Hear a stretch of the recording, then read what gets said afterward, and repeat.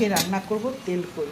দেখো কই মাছগুলো কেটে ধুয়ে নুন আর হলুদ মাখিয়ে নিয়েছি, আর কড়াইয়ে দিয়ে দিয়েছি সর্ষের তেল।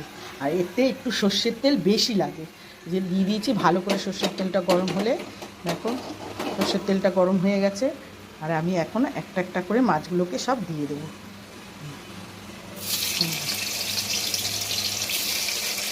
সব মাছগুলো এক এক করে ভাজা হয়ে গেছে, তেলটা বেশি হয়েছে, মাছ আন্দাজে একটু কমিয়ে এক এক করে জিনিস দিয়ে দেবো। এবার গোটা জিরে দিলাম, সাদা জিরে দিলাম গোটা,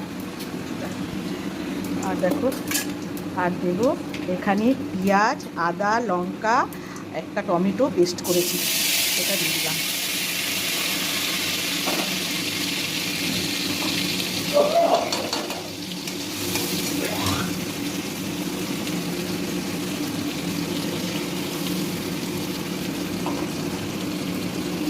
দিলাম নুন, দেখো নুন দিলাম, হলুদের গুঁড়ো, মশলাটা কষে গেছে দেখো।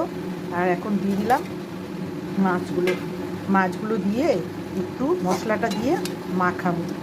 ভাঙবে না, একটু কই মাছ শক্ত আর ভেজেছি, এটা হলে না একটু ভালো হবে, একদম মাখা মাখা গায়ের মধ্যে ঢুকবে আর খুব টেস্ট লাগে খেতে। তারপরে একটু মাখা মাখা হয়ে এটা শুকিয়ে যাক, শুকিয়ে গেলে আমি দেখছি দাদা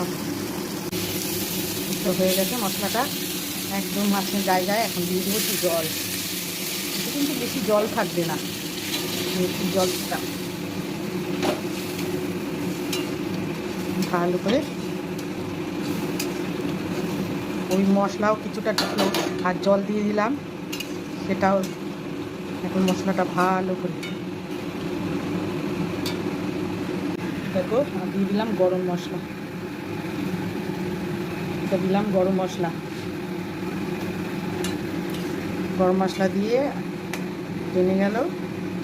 আর দেবো একটুখানি লাস্টে ধনে পাতা বাটা, কুচানো ধনে পাতা দিয়ে না, তোমরা বেটে দেবে, বেটে দিলে যে কী স্বাদ হয় ধনে পাতা বাটাটা, এর স্বাদই আলাদা হয়। ধনে পাতা বাটা দেখো, ধনে পাতা চাটনি এইসব দিয়ে খায়, ওর স্বাদই আলাদা থাকে।